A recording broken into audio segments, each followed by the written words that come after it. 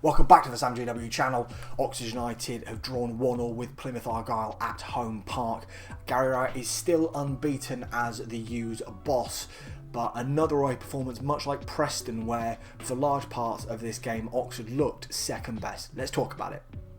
So yes, it finished 1-1 at home park, and like we got into, especially in that first half, Oxford looked second best really, and were very, very fortunate to go in at half time 1-0 up. But again, we'll get into that. Let's first talk on the lineup.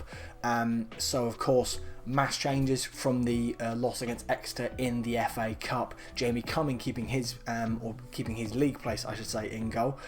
Peter Kioso, Sam Long and Kieran Brown in centre of defence with Greg Lee at left back. Will Vaulks and Cameron Brannigan returning side. Of course, Brannigan after his spell on the sideline with a bit of an injury.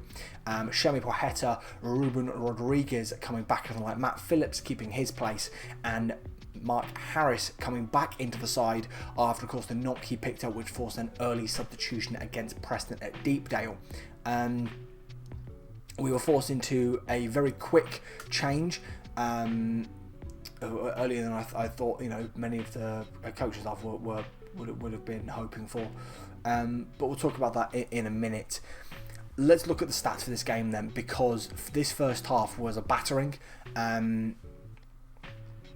The goal we score is probably Oxford's only major opportunity, I think, in this first half. Yeah. So it starts off relatively decent. Oxford had the kickoff, so we go straight up the other end, winning long throw, and looking dangerous. But the home side, and of course under their new gaffer, They got control of the ball, they got control of the tempo of the game, more importantly, and were piling on the pressure and causing a lot of problems. There's a fantastic save. Let's see if we can find it on the infamous shot map. I believe it's this one from Al Hajj inside 10 minutes. It's a sublime save by Jamie Cumming. Poheta doesn't do his tracking back, so Kioso is beaten. And the ball is whipped in, and Al Hajj, it's a fabulous effort by him, and an even better save by Jamie Cumming. Jamie, you know, it's no exaggeration to say, definitely kept us in this first half. But a lot of efforts from outside the area for Plymouth, proving that at certain points in this first half we were frustrating them, but they were getting these kind of what didn't end up being like massive chances, but they were getting in really good areas. And the thing is, you think, you know, Plymouth on a relatively poor run of form. Obviously they got that incredible win in the FA Cup against Brentford at the weekend, but in the league it's been a fairly rotten run of form for Plymouth. And you know, if you give us a better side, chances in these sort of areas, they're gonna take their opportunities, and they're gonna be, you know, at least a goal or two up by that point. But if we just have a look at the passing numbers, as you can see here, double the passes Plymouth had completed, more than double the passes they completed, and more importantly, a decent amount of about a third were in our half. We were very much kind of holding on for dear life at times in this first half. And you know, from the odd foray forward that we'd make, it would be, you know, Shemi Poheta getting the better of his man, but then running out of room. Mark Harris not able to get on the ball. Rodriguez not able to get the ball in those central areas. And then you have Matt Phillips on the left-hand side, at least the way the initial team was set up, not having an awful lot of luck. We were forced into a change as Sam Long, he went down I think 5 minutes before he actually came off the pitch, holding the side of his right foot, so whether, you know, it's he pinged something in his right foot or whatever, he wasn't able to continue, and was replaced by Jordan Thorniley. So a rare instance of a team having two left-footed centre-backs in the centre of the defence, and you have to say Thorniley had a pretty good game and actually gets the pre-assist for the goal. It's a beautiful, beautiful ball forward from Jordan Thorniley, playing out of defence, long ball forward, and it's taken down well by Mark Harris, who lays it off to his compatriot Will Vaulks, who from about 20 yards out fires it past the Plymouth goalkeeper. And I think maybe there are, you could ask a question if maybe has Grimshaw got to do better, perhaps. The way that Vaulks has hit it, it's kind of, you think he's just going to put his laces, pile driver strike right through the ball, but what he's done is he's hit it with kind of, if you look at his foot like that, he hits it there with his big toe, and it takes a little bit of curve off the ball, or onto the ball I should say, and takes it out of the reach of Grimshaw. It's a great goal, and for the first time in his Oxford career, we see Will Vaulks' backflip. Like I say, we didn't deserve the goal, we didn't deserve to be 1-0 up at this point in the game, but we'd absolutely take it, and that really had an impact on this Plymouth side, because they were a bit shaken. They had a lot of the possession, but weren't creating a lot of opportunities. As you can see here, when the goal goes in, it kind of peters out, as we had a 5 minutes of added time in the first half, peters out to get to half time. As I said, the only change that had to be made before a reasonable time was that of Sam Long, who had come off just before Will Vaulks' goal. And as you can see, we started the second half a whole lot better than we did than we left the first half. Big peaks. Now, I will say that these are a little bit deceiving, because there wasn't too many massive opportunities created in the second period. We only had 4 shots in total in the second half. Again, the home side dominated the ball, but some very good periods of possession, good attacking moves being put together by our boys, but they weren't able to find that final pass, that that killer ball through the middle. Also, a lot of this comes from the fact that any opportunity we got within 25 yards of goal, it would be given to Will Vaulks to throw in the box. It was obviously effective. There was periods of time where it wasn't resulting in an awful lot, and I'm thinking, lads, let's leave it for 10 minutes. Let's kind of just keep the ball. Standard kind of throw, where you just get it to your man right in front of you, can then move the ball that way. But they were certainly causing a couple of issues in the Plymouth box, no doubt about it. Thorniley, this is a really nice worked move from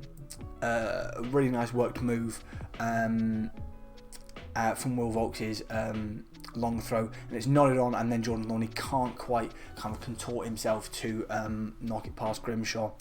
And then we'll talk about the shots from Dembele a bit later on. As you can see, up to that was our only shot of the majority of the game. Then again, Plymouth didn't offer an awful lot in the attacking phase. As you can see here, 71 minutes and then 78 minutes. That was their first chance. They scored with their first chance of the second half.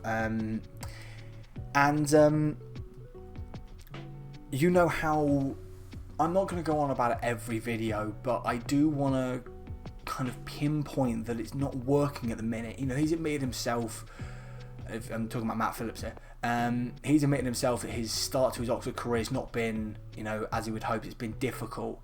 Matt Phillips is an experienced player. He's played a lot of minutes in the Championship and in the Premier League. So he should know that when you've got men around you, in this instance, around the centre circle, he had 3 men around him. He didn't move the ball, allowed himself to be dispossessed. Obviously, there's a lot of intervention that could have been made by the rest of the team after Matt Phillips loses the ball. But that's the source of us conceding this.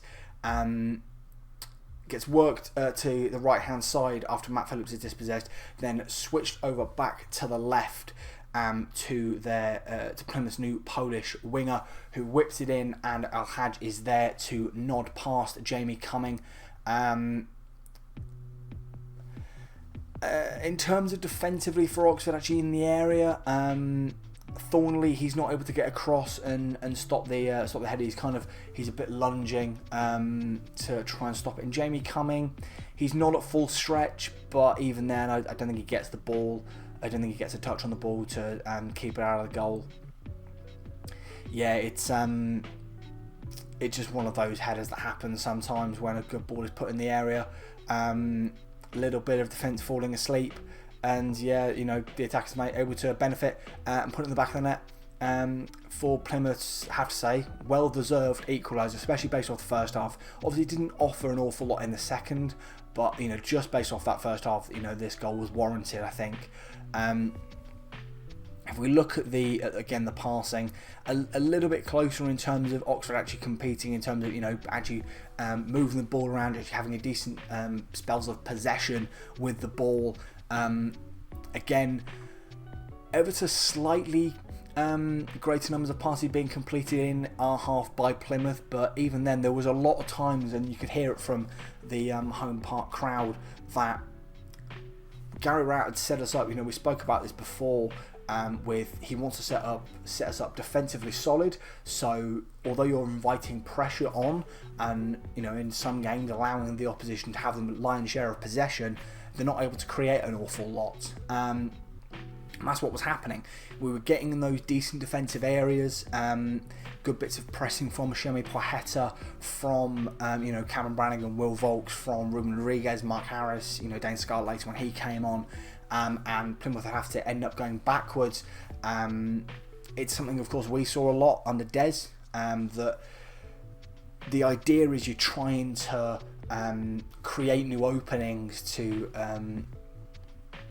go down the wings and create a chance, but the opposition is setting up so compactly, in a sense, that you're not able to get those passes through. So you could hear a lot of frustration, also frustration from in the you know, odd opportunities where they did get forward and did win set pieces, corner kicks for example. A fair few times they were those wild free kicks. I mean, we've seen from Will Vaulks where it's pinged in from one side and goes off the other side, and it's poorly hit. It's no real chance for any of his teammates to get there. So yeah, there were periods of this game that did play out like two relatively poor sides, two sides that are around the bottom of the table in the Championship. Obviously there's a late kind of piling on from Plymouth. In the very last minutes they get a corner kick, and it's relatively well defended. But Oxford's two kind of best chances in the second half come from our number 23, Siriki Dembele. As we'll talk about in a minute, I wasn't massively impressed with Siriki when he came on the pitch. There was a lot of times he was trying to do too much, and that's something we've talked about with him, with Ruben, with Tyler Goodrum, you know, with Shemi Poheta at times, Owen Dale. It's one of those things where when an Oxford side is struggling, the wingers or the creative players try and do a bit too much instead of trying to do the simple things effectively. But these are really two good bits of play. So the first one is this one, and it's a good bit of play down the left hand side, played into Siriki Dembele, and he's trying to be a little bit too tricky. Has the first shot, it's blocked, but his tenaciousness, he picks it up, he keeps going. You know, he managed to get there ahead of a Plymouth man, has a shot, and it's well saved by Grimshaw. And then another decent bit of work leading to this one a little bit further out, which is again relatively well saved by Grimshaw. And that was it, full time, 1-1 between these two sides. You know, I think both sides, I think obviously will be more happy with a point. You know, it's better getting points, even though of course they are. We know that's the last two away games we've had. We've dropped points from a winning position. But both games we didn't deserve to be in the lead really, and that's more important. And then we can, you know, get the proper points back at Grenoble Road. Obviously, let's go through the performances of the squad very quickly. Jamie Cumming obviously makes a massive save in that first half. Not sure there's an awful lot more he can do really for Al Hadj's goal, as I said. Yeah, it's a decent performance from Jamie. Peter Kioso, I thought, was another pretty good performance by PK. He was being aggressive when stepping into Plymouth players, and in the first half especially was combining well with Shani Pochetta. Longy, look, he was fine until obviously he had to come off, and hopefully that's not too long of injury, because we've got a lot of defensive injuries at the minute at this football club, and it's really not helping. Obviously we're hoping to get a defender in during the window, but it's really not helping. Kieran Brown, obviously on his birthday, put in a really good performance. I should mention also there was a lovely ball put through, and I think it's trying to get onto the feet of Al Hadj, but Kieran Brown just almost like a hook just swipes it away in front of Jamie Cummings. A big challenge by the Northern Ireland international. Very important interception by Kieran. Greg Lee, I thought he was better in the second half, making those gallivanting runs down the left hand side, and putting the pressure on, causing Plymouth to make mistakes.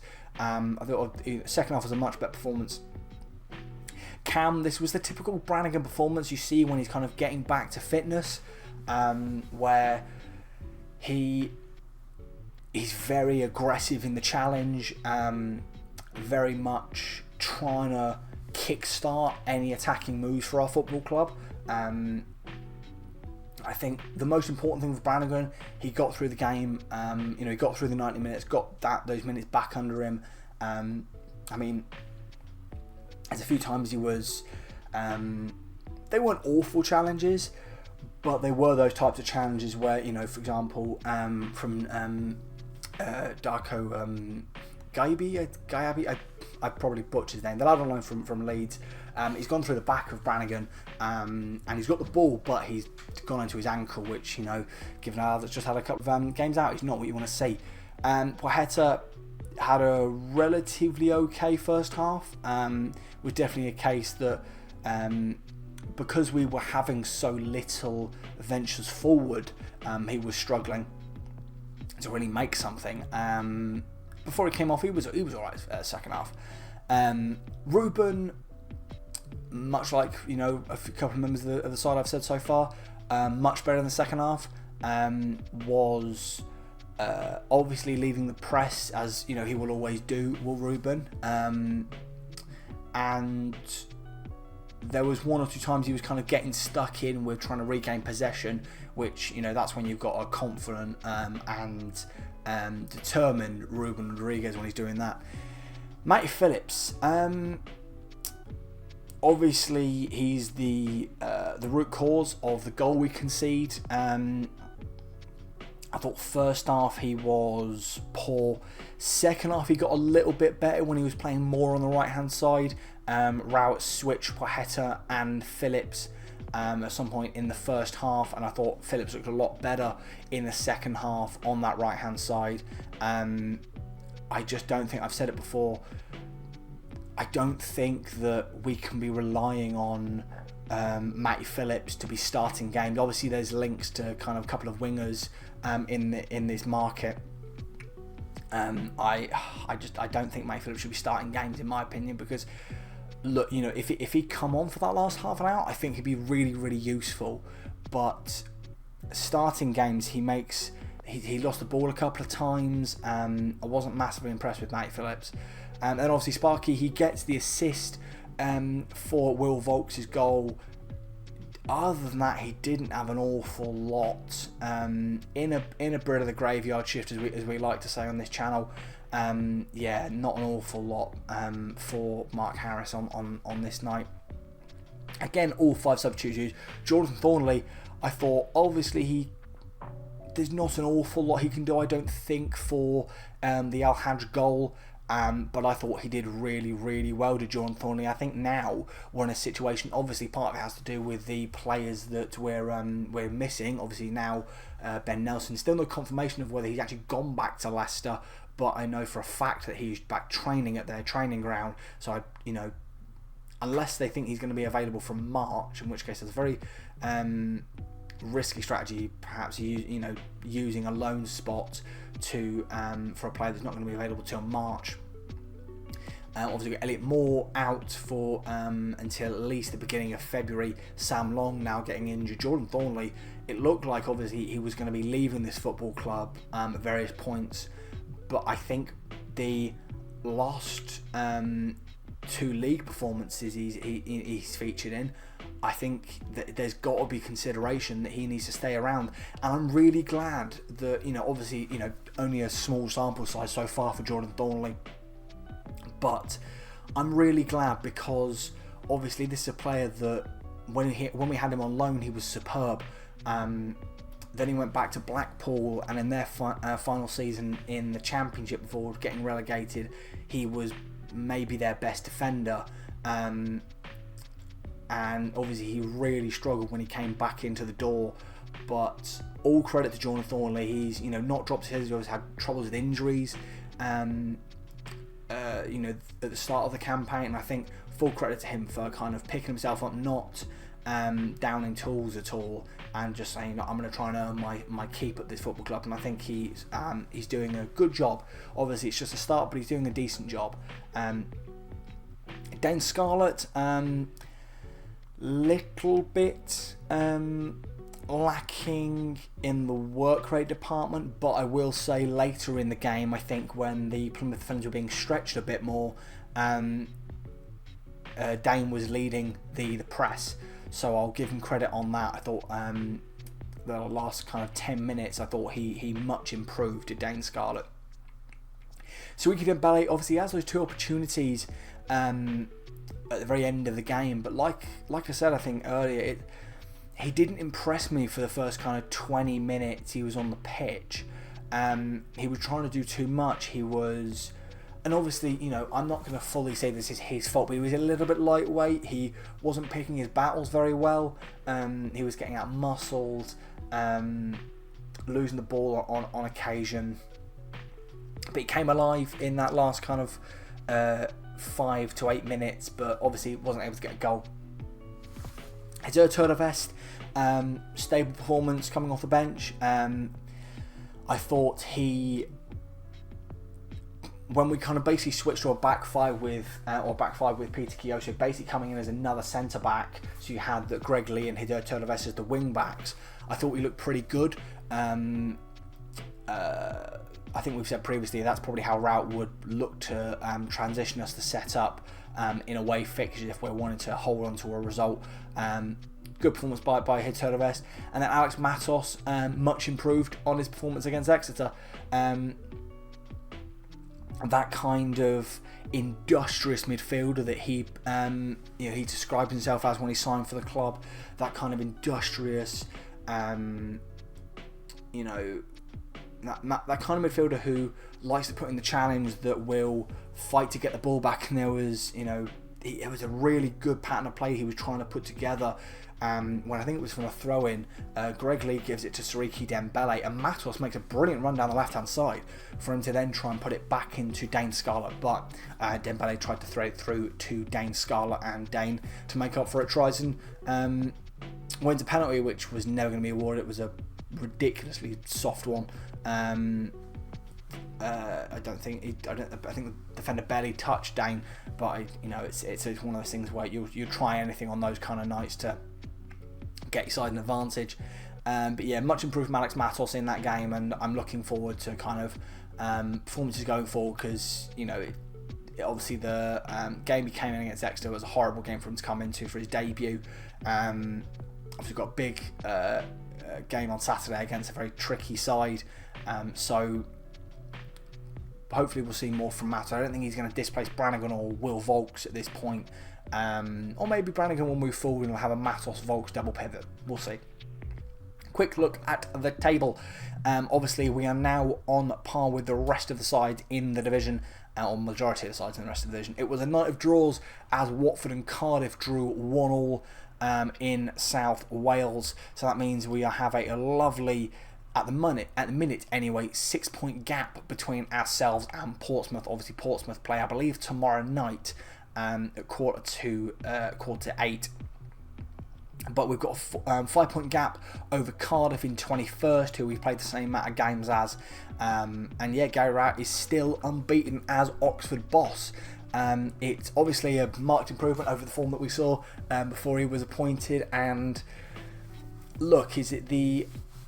I've spoken before, you know, obviously the identity of this football club, what I'd love to see, and obviously, you know, it's easier said than done. You know, brilliant, free-throwing, you know, progressive attacking football, but it's, you know, in this kind of fight that we're in to stay in this division, that's, you know, at the minute it's, you know, survival is the paramount goal for our football club, and then it'll be a case of, okay, we'll see how we can then build the squad going forward in the summer if we have maintained our championship status. But let me know your thoughts on Oxford's 1-1 draw with Plymouth Argyle at Home Park, and I'll see you for the review of the Blackburn game.